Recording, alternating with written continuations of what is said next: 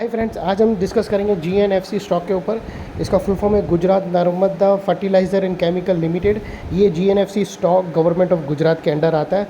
और दोस्तों आप लोगों को बता दूं कि ये जीएनएफसी स्टॉक के अंदर ऑलरेडी चार्ट पैटर्न ब्रेकआउट आ गया था। स्टॉक थोड़ा रनअप भी किया है, लेकिन ये मार्केट जो अभी पिछले टाइम 2-3 दिन मतलब पिछले हफ्ते से गिरावट आई है, उसकी वजह से स्टॉक वो जो पैटर्न ब्रेकआउट हुआ है उसके पास रिटेस्ट करने आया है। तो इसके अंदर पॉसिबल है कि जिसने पहले ब्रेकआउट पर रैली मिस कर दी वो वापस रीटेस्ट पैटर्न रीटेस्ट के ऊपर वापस एंट्री कर सकते हैं, लेकिन उसकी कुछ शर्तें हैं वो फुलफ़िल होती है तो एंट्री करेंगे।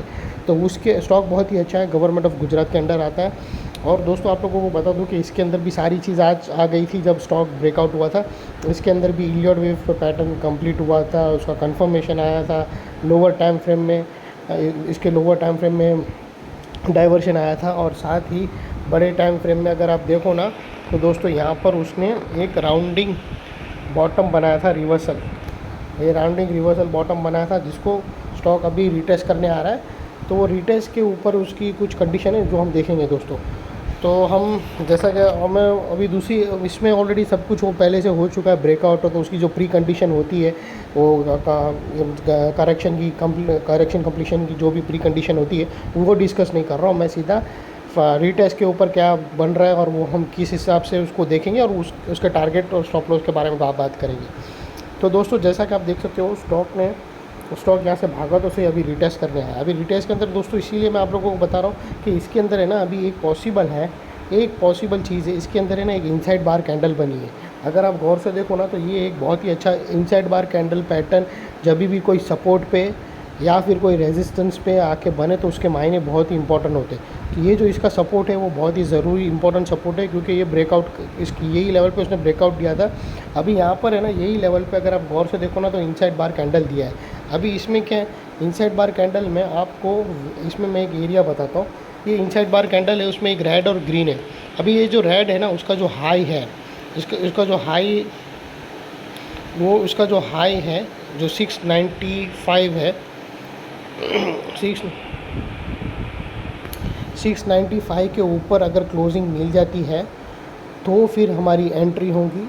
और इसका जो स्टॉप लॉस रहेगा दोस्तों वो ये जो इनसाइड बार के बाजू में जो रेड कैंडल है उसका लो है 670 तुम्हारा स्टॉप लॉस रहेगा क्लोजिंग बेसिस पे, ये याद रखना क्लोजिंग बेसिस पे। और दोस्तों इसका जो टारगेट्स निकल के आ रहा है वो अप साइड में बहुत ही अप है। इसका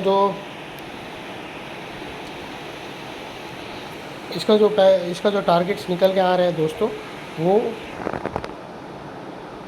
वो तकरीबन 800 के पास है। और 800 के पास पहले जाने से पहले बीच में एक रेजिस्टेंस है, वो स्टॉक फेस करेगा। जैसे ही वो रेजिस्टेंस निकल जाएगा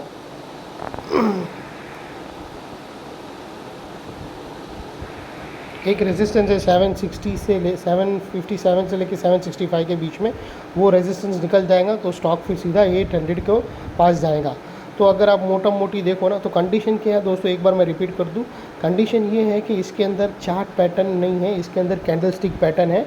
वो है इनसाइड बार कैंडल। इनसाइड बार कैंडल को ब्रेकआउट चाहिए 695 के ऊपर क्लोजिंग के ऊपर। जैसे ही उसके ऊपर क्लोजिंग मिलती है एक दिन, नेक्स्ट डे उसके हाई के ऊपर आप एंट्री ले सकते हो।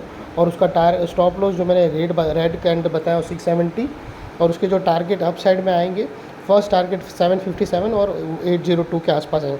तो अगर मोटी आप देखो ना तो स्टॉप लॉस के लिए इतना एरिया है, और टेक प्रॉफिट के लिए आपके पास इतना, ये ऑलमोस्ट 1:3 1:4 का है, उससे भी ज़्यादा का है। तो ये बहुत ही अच्छा रिस्क टू रिवॉर्ड रेशियो आपके लिए बनता है। इसमें कोई भी मेरी बाय सेल होल्ड रिकमेंडेशन नहीं है, ये सिर्फ एजुकेशन पर्पस के लिए। आप भी अपनी एनालिसिस मैच करना, अपने एडवाइज़र से पूछ के फिर ही ट्रेड लेना दोस्तों। तो ये थी एनालिसिस। अच्छी लगे तो प्लीज़ मेरी चैनल को लाइक शेयर सब्सक्राइब करते रहना फ्रेंड्स। Thank you.